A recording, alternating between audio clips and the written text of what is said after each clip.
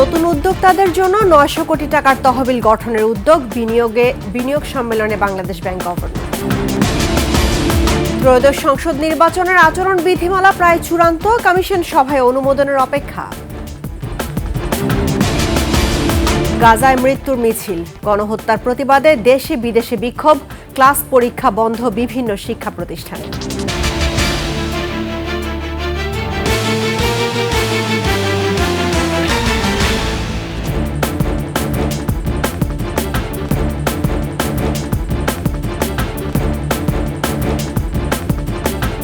সংবাদ শিরোনাম, আমন্ত্রণ ২১ দুপুরের সংবাদে আপনাদের সঙ্গে আছি রাহনুমা রাহি। দর্শক, ২১ টেলিভিশনের সংবাদ একই সাথে সরাসরি দেখতে পাবেন আমাদের ফেসবুক পেজ www.facebook.com/2124 অনলাইনে। এছাড়া সাবস্ক্রাইব করতে পারেন www.youtube.com/@21etv চ্যানেলে। নতুন উদ্যোক্তাদের জন্য ৮০০ থেকে ৯০০ কোটি টাকার তহবিল গঠনের পরিকল্পনা করছে বাংলাদেশ ব্যাংক। বিনিয়োগ সম্মেলনে এমন আশার কথা শোনালেন governor doctor Ahsan H Mansur. Bangladesh শুধু বাণিজ্যের জন্য নয়, বিনিয়োগের জন্য উপযুক্ত বলে মন্তব্য করেন গভর্নর। বিস্তারিত জানাচ্ছেন আকবর হোসেন সুমন। বাংলাদেশে বিদেশি বিনিয়োগের ক্ষেত্রে পুরনো ধারণা ভাঙতে ঢাকায় শুরু হলো ৪ দিনের বিনিয়োগ সম্মেলন। ইন্টারকন্টিনেন্টাল হোটেলে শুরু হওয়া এই সম্মেলনে ৪০ দেশের ৬০০-র বেশি বিনিয়োগকারী যোগ দিয়েছেন। নতুন ভাবনা এবং স্বপ্ন নিয়ে যোগ দিয়েছেন দেশ বিদেশের তরুণ উদ্যোক্তারাও। প্ল্যানারি সেশনে বিনিয়োগ পরিবেশ, সহায়ক অবকাঠামো, বিনিয়োগ সুরক্ষা আইন নিয়ে আলোচনায় উদ্যোক্তাদের আশার কথা শোনান বাংলাদেশ ব্যাংকের governor. Of about 800-900 crore from contributions from commercial banks, basically, and they will be the owner, equity holders of that fund, and the money would be only used for equity investment in promising startup companies. দেশে বিনিয়োগের পরিবেশ সহজ করে দেশি বিদেশি প্রতিষ্ঠানের মধ্যে সংযোগ স্থাপনে নানা দিক তুলে ধরেন বিনিয়োগ বোর্ডের chairman. There are many things that we could potentially do to help the startup community to spread the message, but my genuine feeling is that that needs to be done in collaboration with startup community and based on the suggestions and ideas that come up from startup community. BIDA's primary role is to be the collaborator or the coordinator. Make sure that ministries across the government and the startup ecosystem, the private sector, they're all in tune and doing the exact same thing, moving in the right direction. So the force of nature takes us to the end goal. উদ্যোক্তাদের মূলধন সহায়তায় সংগ্রহ করা তহবিল বাণিজ্যিক ব্যাংকগুলোর মাধ্যমে বিতরণ করা হবে। আকবর হোসেন সুমন, ২১ টেলিভিশন, ঢাকা। এদিকে চট্টগ্রামের কোরিয়ান ইপিজেড পরিদর্শন করেছেন বাংলাদেশ বিনিয়োগ সম্মেলনে অংশ নিতে আসা বিদেশি বিনিয়োগকারীরা। সকালে আনোয়ারার কে ইপিজেডে যান তারা। এ সময় কর্মপরিবেশ ও অবকাঠামোর খোঁজ খবর নেন বিদেশি বিনিয়োগকারীরা। পরিবহন ও জ্বালানি ব্যবস্থা নিয়ে কর্তৃপক্ষের সাথে আলোচনা করেন তারা। এদিকে আজই মিরেশরায়ের অর্থনৈতিক অঞ্চল পরিদর্শনের পরিকল্পনাও আছে সফররত প্রতিনিধি দলের। আর আগামীকাল নারায়ণগঞ্জের জাপানি অর্থনৈতিক অঞ্চলে যাওয়ার কথা তাদের। ত্রয়োদশ জাতীয় সংসদ নির্বাচনের আচরণ বিধিমালার খসড়া চূড়ান্ত করা হয়েছে। কমিশনের অনুমোদন পেলেই কার্যকর হবে বলে জানিয়েছেন নির্বাচন কমিশনার আনোয়ারুল ইসলাম সরকার। দুপুরে নির্বাচন কমিশনের কর্মকর্তাদের নিয়ে বৈঠকের পর তিনি আরও জানান, আচরণবিধি ভঙ্গ করলে প্রার্থীর বিরুদ্ধে প্রচলিত আইনে মামলা করা হবে। এছাড়া সীমানা নির্ধারণে নতুন আইন অনুমোদন না পেলে বিদ্যমান আইনেই আসন বিন্যাস করে নির্বাচন হবে। নির্বাচনী ব্যয় ন্যূনতম রাখা, প্রচারণায় সব প্রার্থীর সমান সুযোগ নিশ্চিতেরও প্রস্তাব রাখা হয়েছে।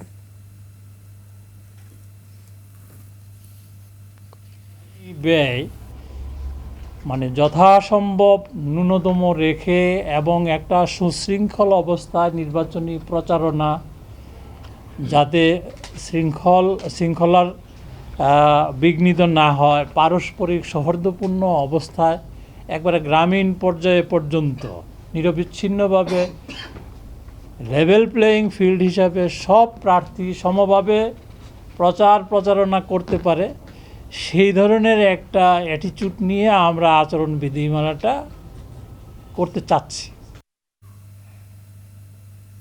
বিচার বিভাগের জন্য পৃথক সচিবালয় প্রতিষ্ঠা এখন সময়ের অপেক্ষা। এরই মধ্যে সুপ্রিম কোর্ট সচিবালয় অধ্যাদেশ 2025-এর খসড়া চূড়ান্ত করেছে আইন মন্ত্রণালয়। এর ওপর মতামত দিয়েছেন সুপ্রিম কোর্ট। এবার অন্তর্বর্তী সরকারের উপদেষ্টা পরিষদে খসড়াটির নীতিগত চূড়ান্ত অনুমোদন পাওয়ার পর রাষ্ট্রপতির মাধ্যমে জারি হবে অধ্যাদেশ। অধস্তন আদালতের বিচারকদের চাকরি, নিয়োগ, বাজেট ও নিরাপত্তা নিশ্চিত করবে এই সচিবালয়। বিস্তারিত শাকের আরজুর রিপোর্টে। বিচার বিভাগের নিয়ন্ত্রণ হাতে রাখতে সব সরকারের আমলে পৃথক সচিবালয়ের আলোচনা হলেও কাজে তেমন অগ্রগতি হয়নি। 5 আগস্টের পর পাল্টে যায় দৃশ্যপট। গত বছর 21 সেপ্টেম্বর সারা দেশের অধস্তন আদালতের বিচারকদের উদ্দেশ্যে দেওয়া অভিভাষণে বিচার বিভাগের সচিবালয় নিয়ে জোর দাবি তোলেন প্রধান বিচারপতি নিজেই। এরপর শুরু হয় চিঠি দেওয়ার মাধ্যমে আনুষ্ঠানিকতা।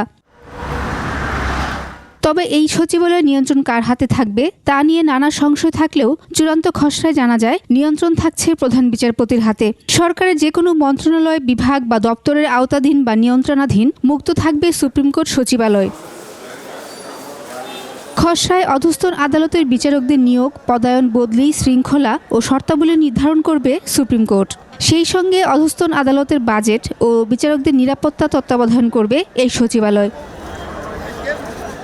তবে সংবিধানের 116 অনুচ্ছেদ বহাল রাখা অবস্থায় এটি জারি করা যাবে কিনা তা নিয়ে রয়েছে সংশয়। এই অনুচ্ছেদ অনুযায়ী বিচারকদের কর্মস্থল নির্ধারণ, পদোন্নতি ও ছুটি মঞ্জুরি ও শৃঙ্খলা বিধান রাষ্ট্রপতির অপর ন্যস্ত। সুপ্রিম কোর্টের সহিত পরামর্শক্রমে রাষ্ট্রপতি কর্তৃক তাহা প্রযুক্ত হইবে। রাষ্ট্রপতি তো পরামর্শ সেই প্রধান বিচারপতির সাথেই করবেন, ফলে এখানে খুব একটা সাংঘর্ষিক পজিশন তৈরি হবে বলে আমার কাছে মনে হয় না। 116 আপাত দৃষ্টিতে অন্তরায়, কিন্তু আমি মনে করি এখন যে খসড়াটা রেডি করা হয়েছে, পৃথক জুডিশিয়াল অ্যাডমিনিস্ট্রেশন যেটাকে বলে বা সচিবালয় নামে যেটাকে আমরা বলছি, সেটা যদি হয় তাহলে এটার সাথে সরাসরি সাংঘর্ষিক হবে না। বিচার বিভাগ পৃথক হোক তা কেউ কেউ চান না বলে মন্তব্য করেছেন বিচার বিভাগ সংস্কার কমিশনের সদস্য মাজদার হোসেন। বিচার বিভাগকে পদলেহী করার জন্য, বিচার বিভাগকে নিজের ইচ্ছা অনুযায়ী চালার জন্য প্রত্যেকটা রাজনৈতিক দলই কাজ করেছে। এরই মধ্যে এ সংক্রান্ত খসড়া চূড়ান্ত করেছে আইন মন্ত্রণালয়, যার উপর মতামত দিয়েছে সুপ্রিম কোর্ট। শাকের আরজু, 21 টেলিভিশন, ঢাকা। এবার জানাবো গাজা পরিস্থিতি। ফিলিস্তিনের গাজা জুড়ে মৃত্যুর মিছিল। তেল আবিবের হামলায় প্রাণ গেছে আরও অর্ধশতর ওপরে। গাজার স্বাস্থ্য মন্ত্রণালয় বলছে এ পর্যন্ত 50,695 ফিলিস্তিনি নিহত হয়েছে। হামলার জবাবে হামাস ইসরায়েলে 10টি ক্ষেপণাস্ত্র নিক্ষেপ করেছে। এদিকে গাজায় চলমান নৃশংসতার প্রতিবাদে ফিলিস্তিন ও বাংলাদেশ সহ বিশ্বের দেশে দেশে ধর্মঘট হচ্ছে। মরক্কো, যুক্তরাষ্ট্রে ইসরায়েল বিরোধী বিক্ষোভ হয়েছে। এরই মধ্যে গাজা সহ বিভিন্ন ইস্যু নিয়ে ট্রাম্পের সাথে আলোচনা করতে যুক্তরাষ্ট্রে গেছেন ইসরায়েলি প্রধানমন্ত্রী বেনিয়ামিন নেতানিয়াহু। বিস্তারিত আফসানা নীলার ডেস্ক রিপোর্টে। নেতানিয়াহু বাহিনীর হামলায় মৃত্যুপুরীতে পরিণত গাজা। আবাসিক ভবনগুলো ধ্বংসস্তূপে পরিণত হলেও থেমে নেই আগ্রাসন। গেল 24 ঘণ্টায়ও উপত্যকা টিকতে সর্বাত্মক হামলা চালিয়েছে ইসরায়েলি সেনারা। হামাস ইসরায়েল ঐক্যমতে না আসায় গাজায় দ্বিতীয় ধাপের যুদ্ধবিরতি শুরু হয়নি, যার ফলে সাম্প্রতিক সপ্তাহগুলোতে গাজার বিভিন্ন অংশে হামলার মাত্রা বাড়ায় ইসরায়েল, যার বড় একটি অংশ দক্ষিণ গাজার রাফা শহরকে লক্ষ্য করে চালানো হয়েছে। নিশ্চিহ্নের পথে গুরুত্বপূর্ণ শহরটি। 90% বাড়ি ধ্বংস হয়েছে। পাশাপাশি রাফার 24টি সুপেয় পানির কূপের মধ্যে 22টি ধ্বংস করা হয়েছে। 12টি মেডিকেল সেন্টারের কার্যক্রম একেবারেই বন্ধ। খান ইউনিস থেকেও ফিলিস্তিনিদের সরিয়েছে দখলদার ইসরায়েল। দেইর আল বালাহ সহ 5টি শহর ছাড়তে বলা হয়েছে বাসিন্দাদের। নিরস্ত্র বেসামরিক ব্যক্তি আর শিশুদের ওপর ভয়াবহ গণহত্যা চলছে। এদিকে ইসরায়েলের কারাগারে 17 বছর বয়সী এক ফিলিস্তিনি কিশোরের মৃত্যু হয়েছে অপুষ্টিতে। গাজায় চলমান গণহত্যার প্রতিবাদে আজ ফিলিস্তিন জুড়ে সাধারণ ধর্মঘটের ডাক দেওয়া হয়েছে। আর বিশ্বজুড়ে চলছে the world stop for Gaza, no work no school কর্মসূচি। Afsana Nila, desk report, 21 television. গাজায় ইসরায়েলের গণহত্যার প্রতিবাদে বৈশ্বিক কর্মসূচির অংশ হিসেবে পরীক্ষা ও ক্লাস বর্জন করেছে ঢাকা বিশ্ববিদ্যালয় সহ রাজধানীর অধিকাংশ শিক্ষা প্রতিষ্ঠান। কর্মসূচি শেষে শহীদ মিনার ও রাজু ভাস্কর্যের সামনে বিক্ষোভ প্রদর্শন করে শিক্ষার্থীরা। দাবি বন্ধ হোক সকল হত্যাযজ্ঞ। মোহাম্মদ হানিফের ক্যামেরায় বিস্তারিত জানাচ্ছেন মাহতাব মিনহাজ। এই প্রতিবাদ ফিলিস্তিনের নিপীড়িত গাজাবাসীর পক্ষে। গাজাবাসীর আহ্বানে সারা বিশ্বের মুসলমানদের সাথে নো ওয়ার্ক নো স্কুল কর্মসূচি পালন করে বিক্ষোভে ফেটে পড়েন শিক্ষক শিক্ষার্থী সহ ঢাকার সাধারণ মানুষ। অংশ নেয় ঢাকা বিশ্ববিদ্যালয় সহ রাজধানীর সরকারি বেসরকারি অধিকাংশ কলেজ বিশ্ববিদ্যালয়। নিজ নিজ জায়গা থেকেই প্রতিরোধ করার জন্য এখানে আসাম। ধর্মের কথা বলবো না, মানবতার খাতিরে এখানে এসেছি। গাজার উপরে যে সহিংসতা চালানো হচ্ছে তা একান্তই কাম্য না। আমরা সবার প্রথম আমরা মুসলিমের জায়গা থেকে আসছি। ঢাকার বাইরে থেকেও প্রতিবাদ সমাবেশে যোগ দিতে আসেন নানা শ্রেণী পেশার মানুষ। আমার পুরো ফ্যামিলি নিয়ে আমি আজকে ঢাকা বিশ্ববিদ্যালয়ে উপস্থিত হয়েছি। অফিসে যাওয়ার পথে এটা দেখে তারপর আমরা এখানে দাঁড়ায় গেছি। ফেসবুকে দেখে আমার কাছে অনেক খারাপ লাগে। ছোট বাচ্চারা তারা তাদের মা বাবাকে হারিয়ে অনেক কান্না করতেছে। মুসলিম দেশগুলো হত্যাকাণ্ডের প্রতিবাদ না করায় নিন্দা জানানোর পাশাপাশি বিক্ষোভ থেকে আহ্বান আসে মুসলিম উম্মাহকে এক কাতারে আসার। ঘুমন্ত বিশ্ব মুসলিমকে আমরা আহ্বান জানাচ্ছি, আপনারা জেগে উঠুন এবং আওয়াজ তুলুন ইসরায়েলের বিরুদ্ধে। বিশ্বের যত মুসলিম আছে আমি সকলকে আহ্বান করব, সকলে জানে ইসরায়েলের সকল পণ্য বর্জন করে, তাইলে ইসরায়েলকে উপযুক্ত জবাব দেওয়া হবে। আজকে মুসলিম বিশ্বের ঐক্যের সময় এবং সেই ঐক্য প্রতিষ্ঠার মাধ্যমে আমরা যাতে একজন অভিভাবক ফিরিয়ে আনতে পারি। বাংলাদেশ সরকারের পক্ষ থেকে ইসরায়েলকে অবৈধ রাষ্ট্র ঘোষণার পাশাপাশি গাজায় সহায়তা দেওয়ার দাবিও করা হয়। কোনো মেডিকেল টিম বা হচ্ছে যে মানে নার্সিং এর কোনো টিম যে ওখানে পাঠানোর জন্য আর্থিকভাবে বা হচ্ছে মানুষ পাঠিয়ে যেভাবে হোক আমার মতে মানে হেল্প করা পসিবল। এর আগে সকাল 9টা থেকে 11টা পর্যন্ত ঢাকা বিশ্ববিদ্যালয় সহ রাজধানীর বেশিরভাগ সরকারি বেসরকারি কলেজ বিশ্ববিদ্যালয় সব ধরনের ক্লাস ও পরীক্ষা বর্জন করে। বন্ধ ছিল ঢাকা বিশ্ববিদ্যালয়ের প্রশাসনিক কাজও। মাহতাব মিনহাজ, 21 টেলিভিশন, ঢাকা। এদিকে গাজায় গণহত্যার প্রতিবাদে দেশের বিভিন্ন স্থানে চলছে বিক্ষোভ মিছিল, র্যালি ও অবস্থান কর্মসূচি। শিক্ষা প্রতিষ্ঠানে নো ওয়ার্ক নো ক্লাস কর্মসূচিতে অংশ নেন হাজারো শিক্ষার্থী।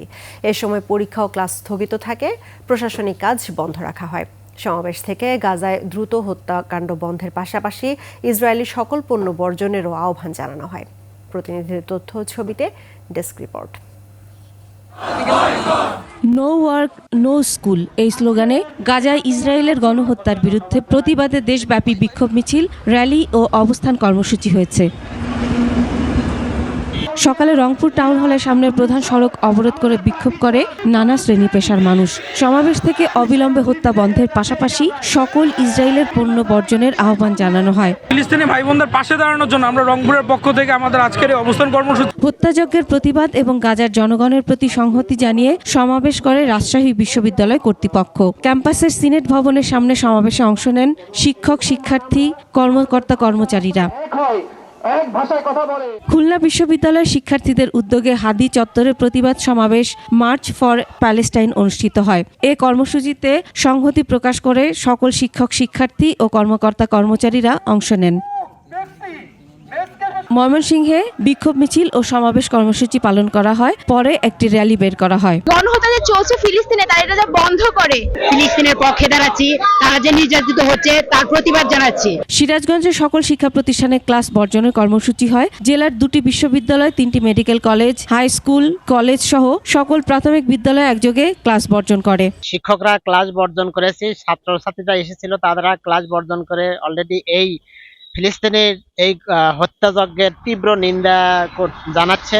প্যালেস্টাইন সাপোর্ট গ্রুপ মানিকগঞ্জের উদ্যোগে শহীদ স্মৃতিস্তম্ভে প্রতিবাদ সমাবেশ অনুষ্ঠিত হয়েছে। এ সময় বক্তারা প্রয়োজনে মার্চ ফর প্যালেস্টাইন কর্মসূচি দেওয়ার ঘোষণা দেন। সন্ত্রাসী কর্মকাণ্ড যাতে অচিরেই অবিলম্বে এক্ষুনি বন্ধ করা দরকার। যশোরের সর্বস্তরের ছাত্র জনতার ব্যানারে অনুষ্ঠিত বিক্ষোভে যশোর বিজ্ঞান ও প্রযুক্তি বিশ্ববিদ্যালয়, সরকারি MM কলেজ, সিটি কলেজ, আল হেরা ডিগ্রি কলেজ সহ বিভিন্ন শিক্ষা প্রতিষ্ঠানের শিক্ষার্থী সহ হাজার হাজার মানুষ অংশ নেন।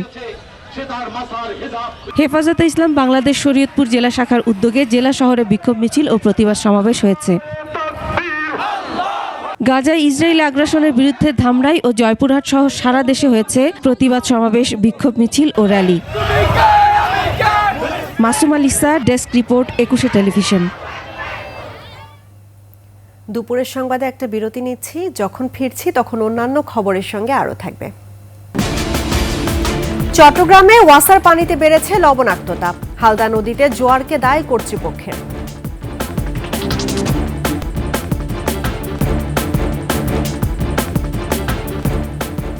আমন্ত্রণ আবারও দুপুরের 21 সংবাদে। ঈদ শেষে কোনো ভোগান্তি ছাড়াই কর্মস্থলে ফেরা অব্যাহত রয়েছে। গাজীপুরের ঢাকা টাঙ্গাইল মহাসড়কের চন্দ্রা ও ঢাকা ময়মনসিংহ মহাসড়কের চান্দনা চৌরাস্তা দিয়ে স্বাচ্ছন্দ্যে বাড়ি ফিরছেন কর্মজীবী মানুষ। উত্তরবঙ্গের প্রবেশদ্বার ঢাকা টাঙ্গাইল মহাসড়ক এখন ফাঁকা, চন্দ্রাতে নেই যানবাহনের চাপ। তবে আজও দৌলতদিয়া ফেরি ও লঞ্চ ঘাটে যাত্রী ও যানবাহনের চাপ দেখা গেছে। এই নৌ রুটে ছোট বড় মিলে 17টি ফেরি ও 22টি লঞ্চ দিয়ে যানবাহন ও যাত্রী পারাপার করা হচ্ছে।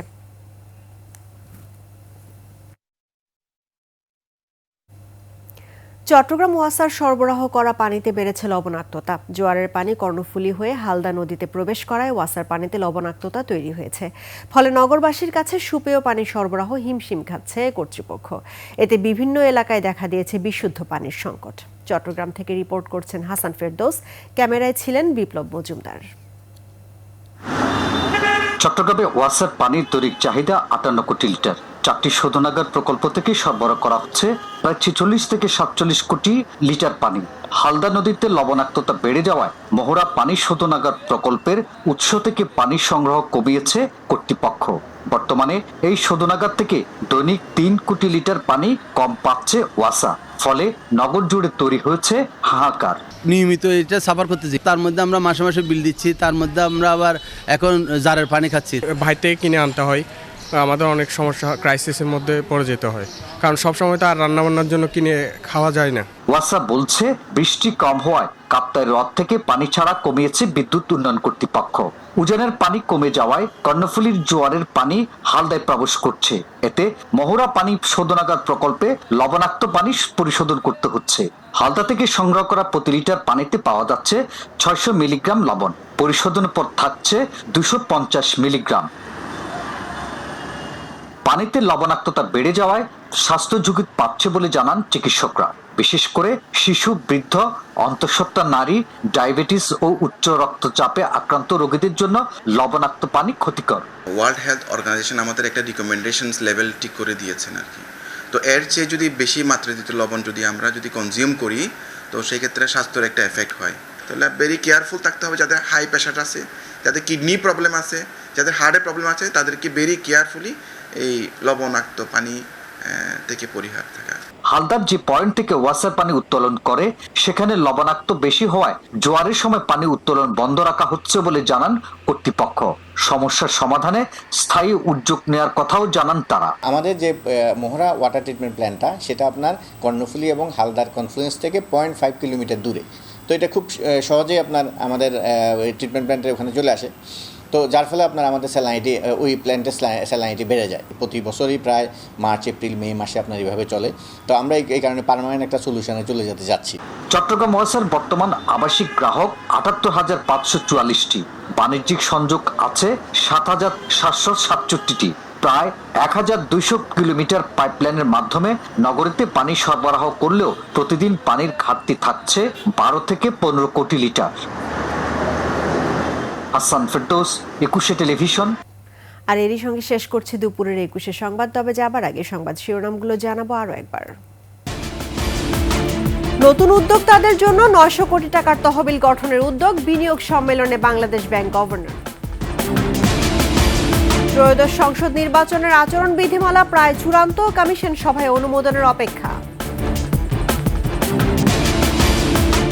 গাজায় মৃত্যুর মিছিল, গণহত্যার প্রতিবাদে দেশে বিদেশে বিক্ষোভ, ক্লাস পরীক্ষা বন্ধ বিভিন্ন শিক্ষা প্রতিষ্ঠান।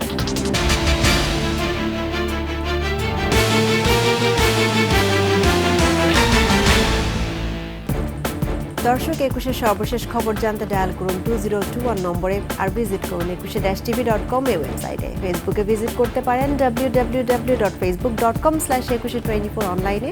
এছাড়া সাবস্ক্রাইব করতে পারেন www.youtube.com/@21tv চ্যানেলে। এতক্ষণ সঙ্গে থাকার জন্য ধন্যবাদ। আমাদের পরবর্তী সংবাদ আয়োজন বিকেল 5টায় দেখার আমন্ত্রণ রইল। 21-এর সঙ্গেই থাকুন।